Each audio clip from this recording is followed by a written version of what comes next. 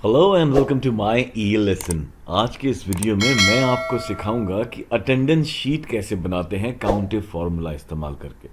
इसको इस्तेमाल करके आप अपने एम्प्लॉयज़ की, अपने स्कूल की, आपके बिजनेस की, जिस भी चीज़ की आप अटेंडेंस शीट बनाना चाहते हैं आप बना सकते हैं, जिसमें कि लोग कितने दिन आए, कितने दिन छुट्टी पे थे, कितने दिन लीव उन्होंने ली थी, कितने दिन हाफ डे लिया था, वो सारी कैलकुलेशन ऑटोमेटिकली हो जाएगी, चाहे कम लोगों के लिए या फिर बहुत ज़्यादा लोगों के लिए। ये मैंने पूरा डेटा बना रखा है जहाँ पे कि आप पूरे पूरे महीने का डेटा देख सकते हैं कि कैसे आप उनका सिर्फ एक एंट्री डालने पे पूरे महीने का डेटा बड़ी आसानी से देख सकते हैं। तो ये कैसे करना है आइए सीखते हैं इस वीडियो में। और हाँ, ये फाइल भी आप डाउनलोड कर सकते हैं, लिंक डिस्क्रिप्शन में है। तो आइए स्टार्ट करते हैं कि कैसे हम अटेंडेंस शीट बनाते हैं। ये मैंने एक सैम्पल शीट यहाँ पे रखी हुई है जिसमें केवल 10 दिन का डेटा है, और यहाँ पे मैंने शीट 2 में पूरे महीने का डेटा रखा हुआ है। ठीक है, तो पहले हम सैम्पल शीट में देखेंगे कैसे बनाया है और फिर हम ये फुल शीट में डेटा डालेंगे। ओके, आप देखिए यहाँ पे मैंने 1 तारीख से लेके 10 तारीख तक का डेटा डाला और 7 तारीख को संडे था। यहाँ पर हमने ऐसा रखा है, और ये हमारे लोग हैं, करण है, सुपरमैन है, हेमन है, हल्क है, थॉर है।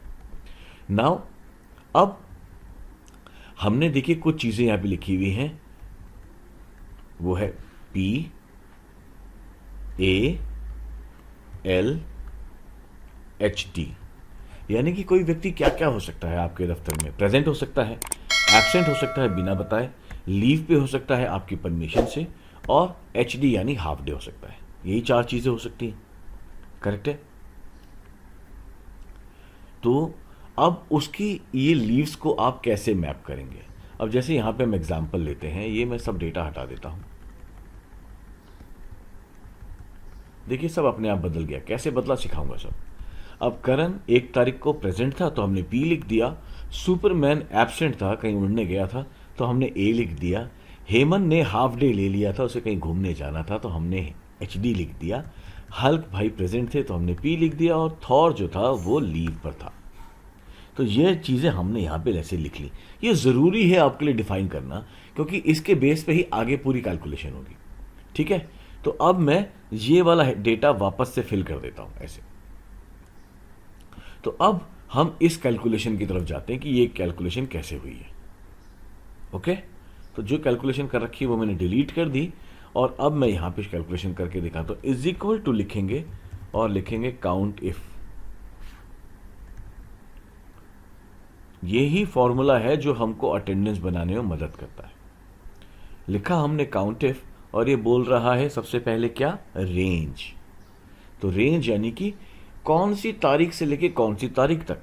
अब हमने तो 1 तारीख से लेके 10 तारीख तक कर रखा है तो हमने वो सेलेक्ट कर लिया, कॉमा।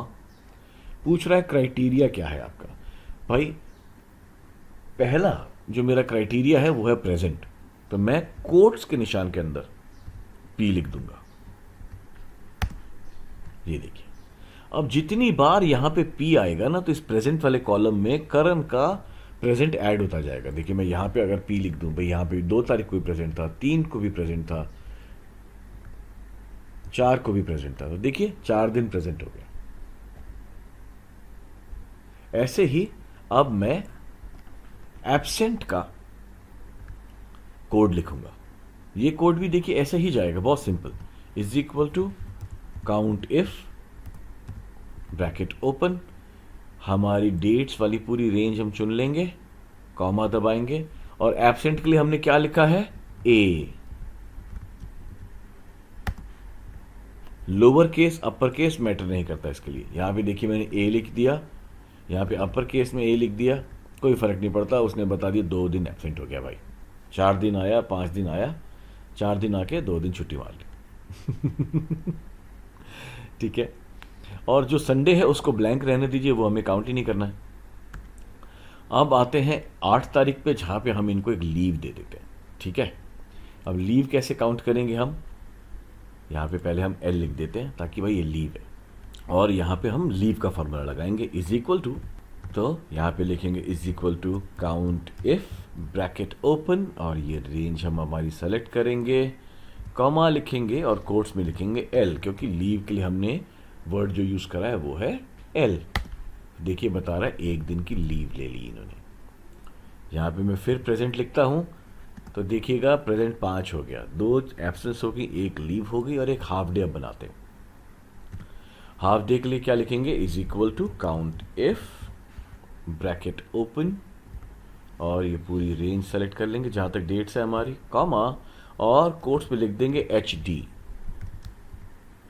Bracket close. 0 दिखा रहा है, यहाँ पे हम एच डी लिख देते हैं तो देखिए 1 हाफ डे भी हो गया, है ना बेहतरीन।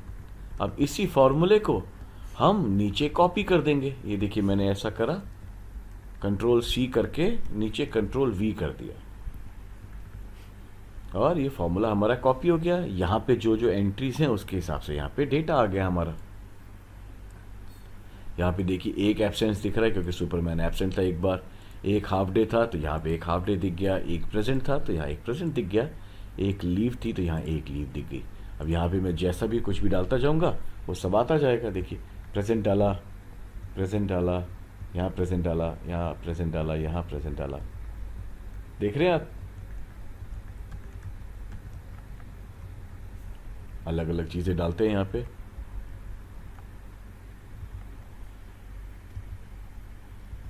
ये देखिए पूरा डेटा देखिए कैसे में अपडेट होता जा रहा है। बहुत आसान है ये करना, एक बार आप ये कर लेंगे तो आप बहुत आसानी से बड़े डेटा पे भी काम कर लेंगे। इसको प्रैक्टिस करो, शीट डाउनलोड कर लो, लिंक जो है वो डिस्क्रिप्शन में है।